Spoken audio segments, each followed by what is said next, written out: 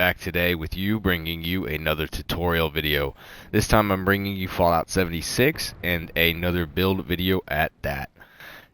After playing the game a little while, I've come across several different builds that I like, including bloody builds, but I really found a build that I like quite a bit. It's a full health build, and I haven't really found anybody else who has covered the build in the same kind of manner, so I guess I wanted to bring that to you guys today. As far as this build goes, it is a mid to a late game build, meaning you could kind of use whatever power armor you want to early game or late game, as long as it is full health. Just mind you that some of the legendary perk cards that you'll receive later on are dependent on your levels, so that is why I say it is a late game build. Power armor is definitely recommended. You will need unyielding and bloodied to kind of get what I want out of this build otherwise. As you can see, I'm using excavator. However, you could use whatever you want as far as Vulcan, T51, T65, any of the power armors that you might prefer. The reason why I like excavator is because of the carry weight, and I will go into that in this build today. So starting off, we will look at the stats category. As you can see, I have 555 health, almost 300 AP.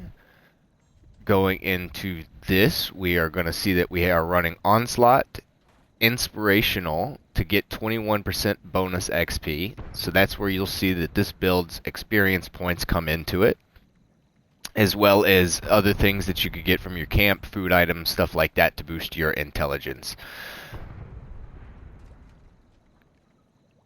Going down into it, when you see that we are fully fed, we're getting 3 Charisma, 4 Strength, 60 HP.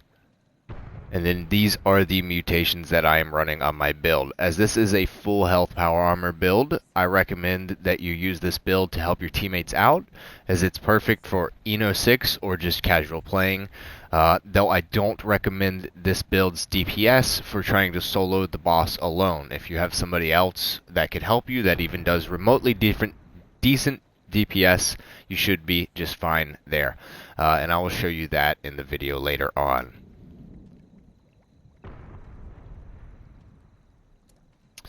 Alright, looking here at the stats, you can see that I have 41 strength, 25 and 17 charisma, and the rest of these will stay the same. If you look over here at my power armor, you could see that it has overeaters on it, as I prefer to eat food and keep up with food based for those. But overeaters is the way to go, as you get the damage negation.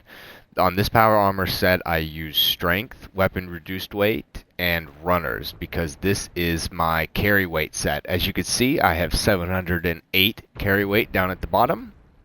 This allows me to carry 2,000 coffee, 1,000 quantums that weigh 100, and anything else that I so desire, such as tons of plans, and even mods, though that I don't have them currently. You can see that I'm carrying tons of ammo, ultrasight plasma cores, so on and so forth. So you could definitely get a lot of carry weight out of this build. Now let me go ahead and show you something else that I find to be pretty cool. If you just switch up your armor just a little bit, or if you're, in my case, if you carry extra armor on you. So this set is intelligence, obviously, and then I have my Eno 6 raid set. So this would have troubleshooters, probably intelligence, weapon reduced weight, though you could change that however you want to. Sometimes I just prefer the carry weight, and it obviously has reflective. If you're going to run this build for Eno 6, then I recommend that. As far as not being in power armor, I definitely recommend you choosing a base set of armor. In this case, I chose the Secret Service for the jetpack and the damage resistance that comes with it. You get strength 2, weapon reduced weight, runners, deep pocket, and overeaters on. As you can see here, I have it equipped, and I have 590 carry weight just by myself as a player, fully fed. As you can see on this set, I am running intelligence, And I will show you in just a minute in the stats category just how high we could get the intelligence without unyielding. And I obviously know that you could get it a lot higher if you do run unyielding, if you're using other things like chems to get it there, or if you stack armor, so on and so forth. So if you look here in my stats category with the exact same power armor on, I have Excavator. This time instead of number 2 strength, I have number 2 intelligence, and I have 42 intellect. So you're talking about that stacked with the inspirational, you're getting 21% bonus XP. Now here's something I have not messed around with, and potentially you guys can as well if you'd like to. Inspirational now stacks based on charisma points. I believe it is 1 point of XP per point of charisma, whereas intelligence is 2 points of XP per point of intelligence. So I do believe intelligence is superior as far as base experience is concerned, but I do want to play around with that some more. And we played around with some of the basics a little bit. This is a heavy gun build, however you could run melee or any of the other strength per cards that you'd like. First, let me show you the build, then I'll go over the weapons that I choose, why I choose them, and then I will show you them in action. So I've got several different builds here for you guys to look at. Different perk cards that are very similar. Obviously, these things are pretty much the same, but with a couple of perk cards shifted around. The first one I use is Strength 10, 5, 10, 7, 9, 8, 7. I pretty much keep this consistent with all of them, as you can see here, except for the last one that is non-explosive. Now, why would I choose explosive? Here, let me get into this. Explosive is a 60% damage increase, and it's a perk 3 card. If you come over here to this, Heavy Gunner is a 3-star card that only does a 20% damage increase, meaning you need 9 points in order to get 60% damage, whereas you only need 3 here in order to get the exact same amount of flat damage increase, as well as Grenadier to double that. So that is why I prefer to use that. That also saves you strength per cards, things like you could use Scatter Shot, so that way the explosive damages all limbs. Lock and load so you reload faster. Sturdy Frame, Bandolier, Portable Power, Traveling Pharmacy, Strong Back. So that way you're getting a lot of the carry weight benefits. You're obviously going to want to run Night Person, so that way anytime you're doing those raids you're getting that extra bit of experience points. This is useful for the score seasons. Obviously, endurance is maxed out to help you the most. Now, on this current build I have, it is all about overeaters. It is all about eating.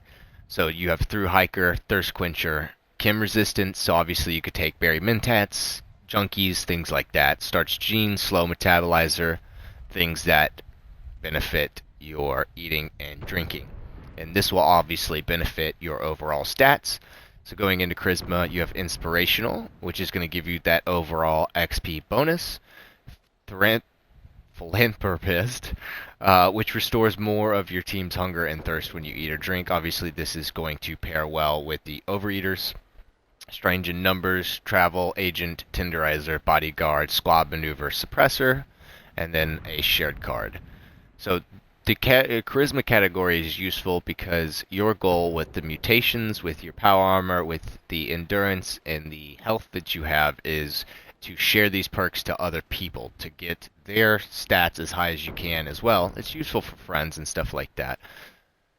Again, going into intelligence, you have First Aid, Field Surgeon, Power User Stabilized, Batteries included. This again just helps with the carry weight. Demolition Expert, and then for my weapon choice that I will go into in a minute, I use Onslaught. So here are the Onslaught cards that I use with Born Survivor. Bloody Mess, One Gun Army, Ricochet, Class Freak, and Good with Salt. Now I also have one that I like to use for raids. It's set up the exact same way. But if you come into it, the only difference here is I've removed the things that give the Overeater benefits like food lasting longer in exchange for Bullet Shield. This is extremely useful against Eno 6, as you'll see later. It deflects a lot of that damage as you're firing, and then with the Reflective you're able to break through the shield no problem. Going into the non-explosive version of this, I chose to take a point away from Strength and put it into somewhere else. And I replaced these heavy gunner perks, bandolier, strong back, night person, glow sight. Everything else should be about the same.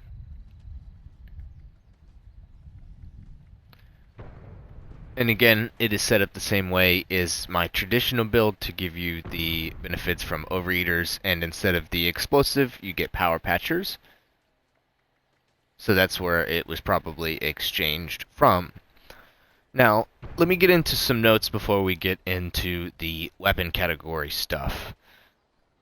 So for the next TOS, and things are subject to change, if I come back over here to strength, and let's say I don't want to use explosive, new perk cards in the next season after Gun Fusion will change. It will no longer be Expert Heavy Gunner. Instead, it will be named Drum Core, and its function will work the exact same way that Onslaught and Furious does. So if you come over here to Gunslinger, and you look at, for example, this perk card, range damage close to enemy stacks 5% max stacks. So that means the more times I'm shooting an enemy, the more stacks I get. The more stacks I have, the more damage I'm doing. Okay? So they're basically applying that exact same principle to non-explosive heavy weapons. Every other perk card is going to help with this. Heavy Gunner Expert winds your weapon up faster. Heavy Gunner Master now does Bullet Storm stack limit double. Lock and Load, you get to keep half your Bullet Storm stacks when you reload. And Bare Arms, each stack of Bullet Storms increase your bash damage by 5%. So I want you to keep that in mind going into the future, that you could still use this build. It is going to be extremely viable. Now, the next thing I wanted to mention was that the Gauss gun is going to get an increase. So if you don't use that, this is a great opportunity to use it. All you'd have to do is switch out Field Surgeon for the Science perk card, and you would still be able to stack that with this and Furious. You'd be getting some very good numbers. Now again, all you'd have to do is switch back to Explosive if you wanted to run that on your Gauss minigun. The next update says that 2mm cartridges will be easier to find, as well as now stack a base damage. So the gun itself is going to be overall a lot stronger. The 50 cal is the weapon that I use in this build, and I'm going to go ahead and show you that now.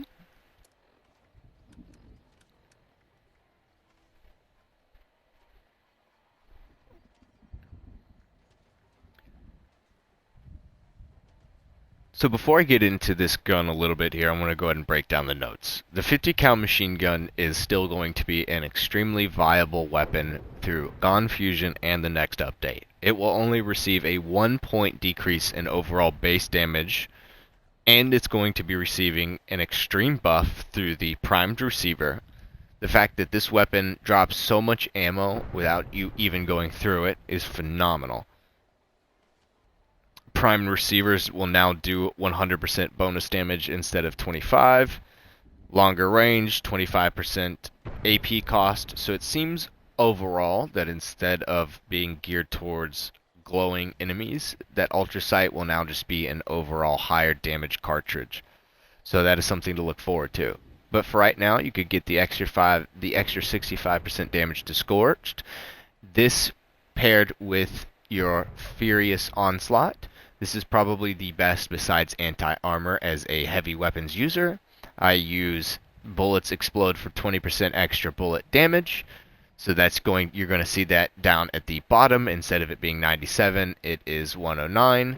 Pair this with Polished, which is going to give you up to a 60% damage increase the greater the weapon durability. So as long as you have repair kits, your weapon is always going to be doing phenomenal damage.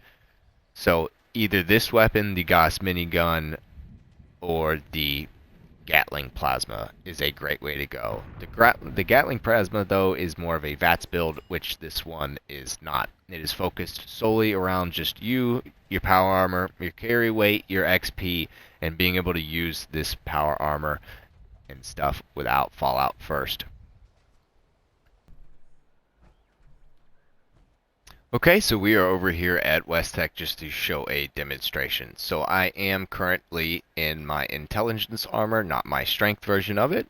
Still overeaters instead of the troubleshooter version. I've got my 50 cal explosive here, and you're going to see that my damage is pretty decent. It's not great, it's not phenomenal, but it's pretty dang good.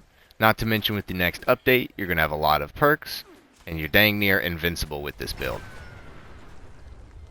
I mean, you could stand there and take it forever and ever. The charisma is going to keep you healed. No matter what, I will always stay. Take real quick, and I just wanted to show you a quick change before we get started. If you exchange suppressors for spiritual healer, you will get regenerative HP constantly. As you can see here, these enemies are attacking me, but it practically does nothing to me. This is pretty important when you're doing something like Eno6. So before I begin here, I just wanted to show you against the Guardian here that I use troubleshooters, I use intelligence 2, weapon reduced weight, and I use reflective. You could use hardies, you could use sentinels, anything to help give you the extra damage negation. And I am using excavators. You can see that it only gives you a damage resistance of 36, so that's pretty low for a power armor. But I'm going to show you that even against this guy, it's nothing. You are pretty much invincible out there. You're doing good damage. You have really high XP. You have really good carry weight. And you are doing everything and more for your team. So if you wanted to switch later on into the raid, you could use strength. You could use your intellect for the XP. So on and so forth. Well, anyway.